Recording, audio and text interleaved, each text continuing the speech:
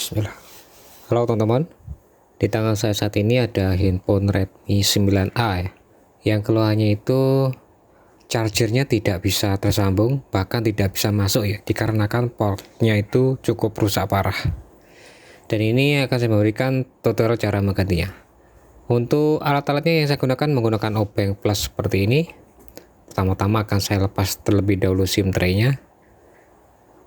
Dan setelah itu akan saya lanjutkan melepas back covernya. Di sini saya menggunakan ibu jari saja ya teman-teman. Jadi tidak menggunakan alat khusus ya untuk membongkar back covernya handphone Redmi 9A ini.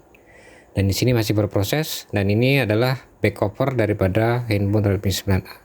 Di sini akan saya lanjutkan melepas penutup papan chargernya ya. Di sini menggunakan obeng plus 1,5. Dan di sini saya masih berproses melepasnya.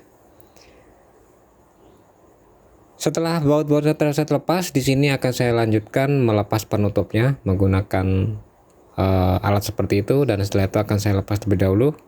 Dan ini adalah penutupnya ya, dan di sini sekalian nempel seperti ada buzzernya. Setelah itu teman-teman bisa melanjutkan melepas papan chargernya ya. Pertama-tama harus melepas konektor, dan ini tersambung ke LCD teman-teman. Setelah itu kabel antena. Setelah itu teman-teman jangan lupa melepas bautnya. Ini baut yang mengaitkan papan charger di casingnya. Setelah itu bila baut sudah dilepas, di sini akan saya lanjutkan melepas terlebih dahulu papan chargernya.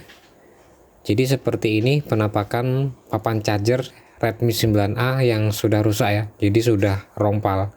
Dan ini adalah papan charger yang baru. Saya menggunakan Mito yang original.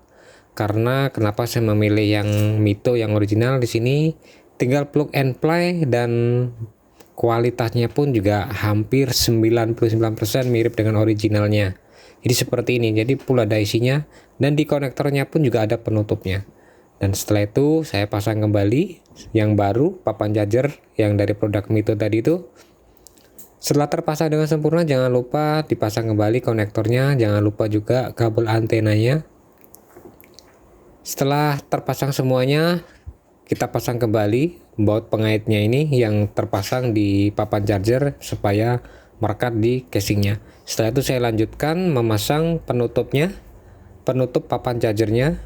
Setelah tertutup, setelah ini saya lanjutkan memasang baut-bautnya. Jadi sebenarnya cukup mudah sekali. Saya yakin bagi teman-teman pemilik Redmi 9A yang mengalami kasus yang sama seperti ini pasti bisa menggantinya secara mandiri di rumah. Dan untuk tempat pembeliannya nanti akan saya bagikan di link deskripsi teman-teman. Dan di sini saya proses pemasangan SIM tray-nya, dan di sini akan saya cek dan sudah masuk. Mudah-mudahan bermanfaat.